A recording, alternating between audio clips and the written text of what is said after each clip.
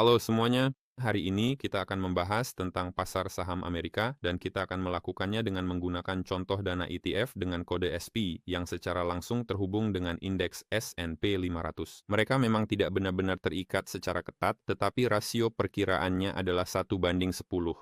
Dengan kata lain, jika Anda mengalihkan harga sahamnya dengan 10, Anda akan mendapatkan nilai perkiraan dari indeks S dan P 500. Sekarang mari kita lihat grafiknya. Apa yang kita lihat?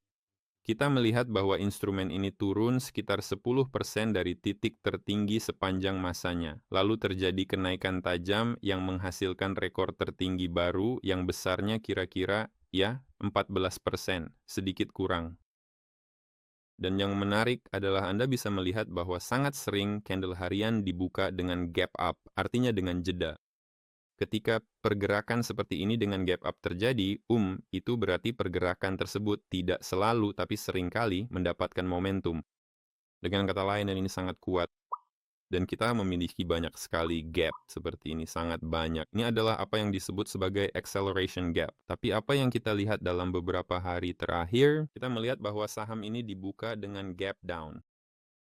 Ya, setelah itu sahamnya dibeli kembali dan di sini bahkan terjadi gap up. Namun, ini menunjukkan bahwa pergerakan tersebut mungkin mulai kehilangan tenaga, mendekati akhir. Selain itu, kita bisa melihat dengan jelas adanya divergensi yang terdefinisi dengan baik pada skala harian. Pembukaan pasar hari ini jauh lebih rendah dibandingkan penutupan minggu lalu, dan sekarang kita menghadapi kemungkinan besar akan muncul lagi candle merah di grafik. Meskipun ini bukan jaminan mutlak akan terjadi penurunan lebih lanjut, namun ini jelas menjadi indikasi yang sangat kuat bahwa penurunan bisa saja terjadi.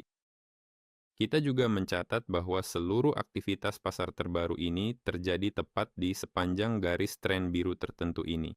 Dan izinkan saya mengingatkan Anda, ini adalah channel naik secara global, jadi jika saya memperkecil grafik seperti ini, kita akan melihat, baiklah, mari kita beralih ke candle mingguan. Itu akan membuatnya lebih jelas. Ini adalah channel di mana indeks telah diperdagangkan selama berbulan-bulan dan saat ini kita berada di batas atas channel ini. Yang menarik adalah kita sudah pernah mendekatinya sebelumnya. Terjadi koreksi sebesar 10%, lalu kita kembali mendekati batas ini. Perhatikan bahwa pada saat yang sama, nilai RSI pada candle mingguan di level tertinggi sepanjang masa yang baru jelas tidak mencapai level tertinggi sebelumnya yang terjadi pada puncak harga yang lebih rendah. Dengan demikian, ini bukanlah divergensi yang sangat jelas, tetapi tetap merupakan suatu bentuk divergensi pada skala mingguan. Sekarang mari kita lihat lebih dekat candle mingguan, karena kita sudah membahas candle harian. Dan saya akan memberitahu Anda hal berikut.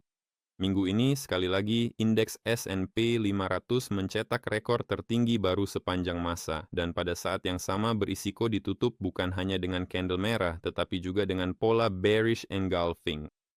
Pola itu memang belum muncul di grafik, tapi mengapa saya mengatakan ada risiko seperti itu?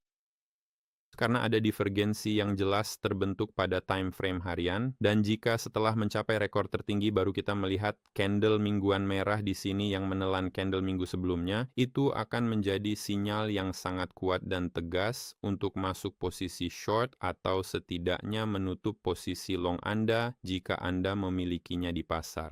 Seperti yang sudah saya katakan sebelumnya, penurunan indeks ke rata-rata pergerakan 50 minggu di tengah pertumbuhan yang luar biasa, terutama jika Anda melihatnya dari sudut waktu bertahun-tahun atau berbulan-bulan, sebenarnya tidak signifikan.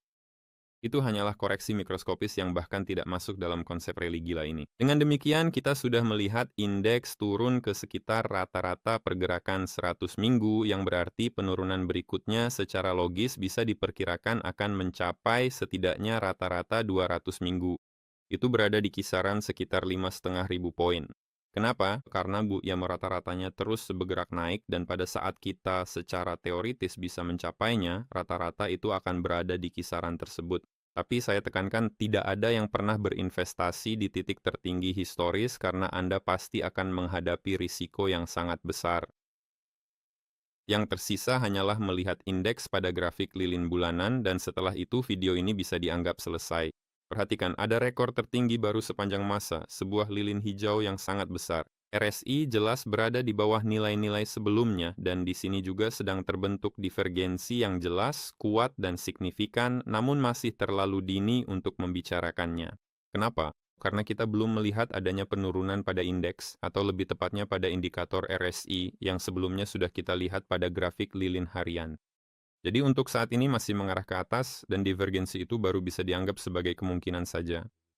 Sekarang kita beralih ke grafik lilin harian. Cukup satu indikator. Di sini ada puncak pertama yang turun, lalu puncak kedua yang juga turun. Puncak ketiga pun lebih rendah dari sebelumnya. Jadi perbedaan tersebut sudah terbentuk di sini. Ini bukan jaminan penurunan, tetapi ini adalah sinyal yang sangat kuat dan oleh karena itu kita memiliki alasan kuat untuk memperkirakan indeks akan menurun. Setidaknya kita bisa memperkirakan harga akan bergerak menuju area rata-rata pergerakan terdekat. Itu setara 6.500 poin. Pergerakannya bisa lebih dalam dan kita pantau terus perkembangannya. Subscribe channel ini, berikutnya bahas Bitcoin.